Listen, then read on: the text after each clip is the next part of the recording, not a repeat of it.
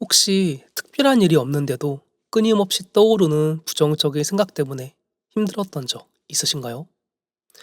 한번 걱정이 시작되면 마치 머릿속에 무슨 생각 공장이라도 돌아가는 것처럼 걱정을 끊임없이 만들어내고 그것 때문에 사소한 일에도 예민하게 반응하고 그리고 상처받고 이럴 때는 진짜 내 자신이 너무 지쳐서 물에 젖은 솜이불처럼 무기력해지고 우울한 감정까지 좀 밀려 들어올 수가 있을 것 같아요.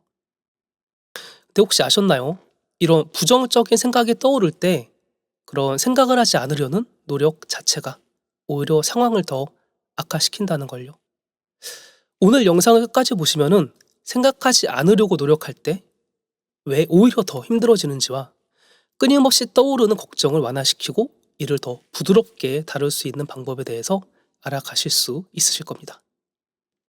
안녕하세요. 심리사 백아론입니다. 혹시 이런 경험 있으신가요? 별일 없는데도 쓸데없이 흑역사가 자꾸 떠올라서 괴롭거나 밖에서는 웃고 떠들면서 잘 지냈는데 막상 집에 돌아와서 누웠을 때 마치 머릿속에 누가 TV라도 켜놓은 것처럼 끊임없는 생각이 돌아가는 좀 그런 경험. 이렇게 끝없는 생각의 늪에 빠져 허우적거릴 때 많은 사람들은 이 생각하지 말아야지 라고 하면서 생각을 억지로 밀어내려고 한다거나 아니면 다른 긍정적인 생각으로 덮어보려고 한다거나 혹은 왜 이런 생각이 들까라고 생각을 하면서 끊임없이 논리적으로 분석하려고 하시는 분들도 계실 겁니다. 하지만 이러한 방법들이 오히려 역효과를 낸다는 사실 알고 계셨나요? 심리현상 중에 아이러니 효과라는 게 있습니다. 정식 명칭으로는 사고 억제 역설 효과라고도 하죠. 그리고 이에 대한 대표적인 실험이 바로 하얀 곰 실험인데요. 이 실험에서는 참가자들에게 하얀 곰을 절대 떠올리지 마세요 라고 지시한 후에 하얀 곰이 떠오를 때마다 종을 치도록 지시를 했어요. 그 결과 처음에는 억제하려고 애썼지만 나중에는 하얀 곰을 더 자주 떠올렸다고 합니다. 이것이 의미하는 것은 생각을 억누르려는 과정 자체가 오히려 생각을 하면 안 돼 라는 감시 역할을 해서 억제하려는 생각을 더 자주, 더 강하게 떠오르게 하는 결과를 낳게 된다는 것을 의미해요. 이 실험을 한 하버드 대학교의 다니엘 웨그너 교수는 생각을 억제하는 과정이 두 개의 시스템으로 작동한다고 설명을 했어요.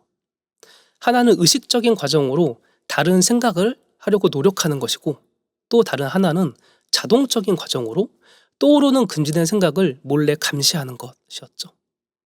문제는 이 자동적인 감시 시스템이에요. 이게 계속 떠올리면 안 돼 라고 몰래 체크를 하면서 오히려 금지된 생각을 계속 깨워버리는 거죠.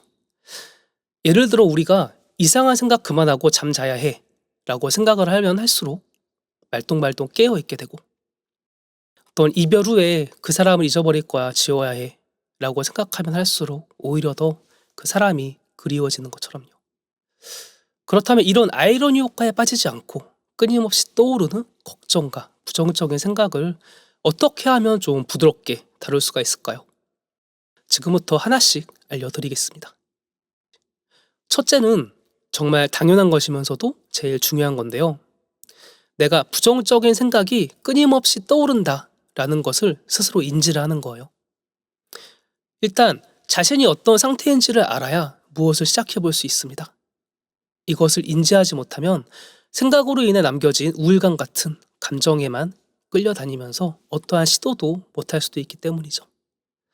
그리고 두 번째, 생각이 떠올랐을 때는 억지로 그 생각을 억제하려고 하지 말고 또 떠올랐네? 라고 생각을 하고 가볍게 넘어가는 겁니다.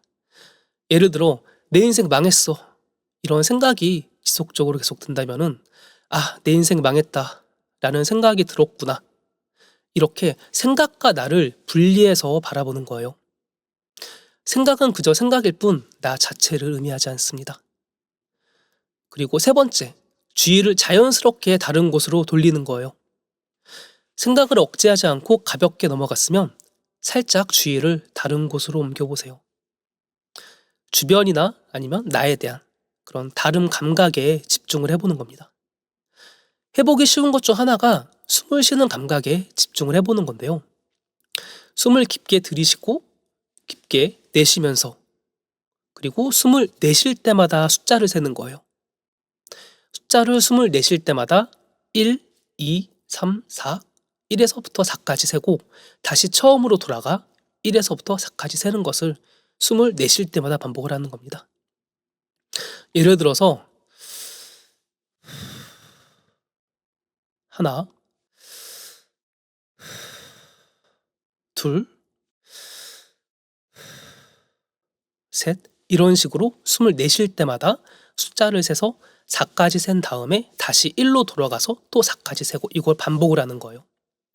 혹시라도 중간에 부정적인 다른 생각이 껴들면 두 번째 방법을 이용해서 가볍게 넘어가고, 그 다음 다시 숫자를 1에서부터 세는 것을 반복하면서 숨을 내쉴 때 몸이 이완되는 신체 감각을 한번 느껴보세요.